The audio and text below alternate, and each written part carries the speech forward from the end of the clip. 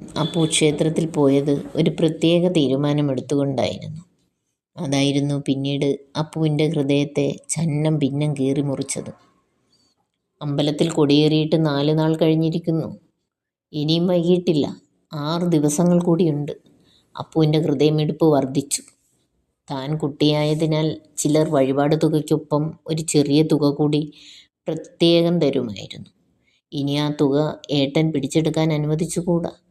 ആ നാണയങ്ങൾ മാറ്റണം. വെടിവയ്പ്പിൻ്റെ തുക മാത്രം ഏട്ടനെ ഏൽപ്പിക്കണം. ആ ദിവസങ്ങളിൽ വെടിവയ്പ്പ് കഴിഞ്ഞ് അമ്പല മൈതാനത്തിനപ്പുറത്തെ തെങ്ങിൻ തോപ്പിലേക്ക് അവൻ ഓടിമറഞ്ഞു. അന്നൊക്കെ അപ്പുക്കുട്ടന് സന്തോഷമായിരുന്നു. ആ ദിവസങ്ങളിൽ അവൻ സ്കൂളിനടുത്തുള്ള ചായക്കടയിൽ നിന്നും ദോശയും ചായയും ഒക്കെ വാങ്ങിക്കഴിച്ചു.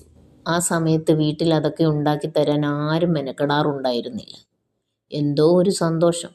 താൻ അധ്വാനിച്ച തുക കൊണ്ട് ആദ്യമായി സ്വന്തമായി ആർഭാടം കാണിച്ച സന്തോഷം. അവനത് ആവോളം ആസ്വദിച്ചു. മറ്റു കുട്ടികൾക്കും അവൻ മധുരപലഹാരങ്ങൾ വാങ്ങി നൽകി. കൂട്ടുകാരുടെ ഇടയിൽ അപ്പുക്കുട്ടൻ അഭൗമമായ തിളക്കമുള്ള ഒരു നക്ഷത്രമായി മാറി. അന്ന് 10ാം ഉത്സവം. എങ്ങും തിക്കും തിരക്കും ബഹളവും. രാവിലെ മുതൽ ആളുകൾ വരുന്നുണ്ട്. വെടിവയ്പ്പ് വഴിപാട് നടത്തുന്നിടത്തും വലിയ തിരക്കുണ്ട്. അപ്പുക്കുട്ടൻ ധൃതിയിൽ കാര്യങ്ങൾ ചെയ്തു.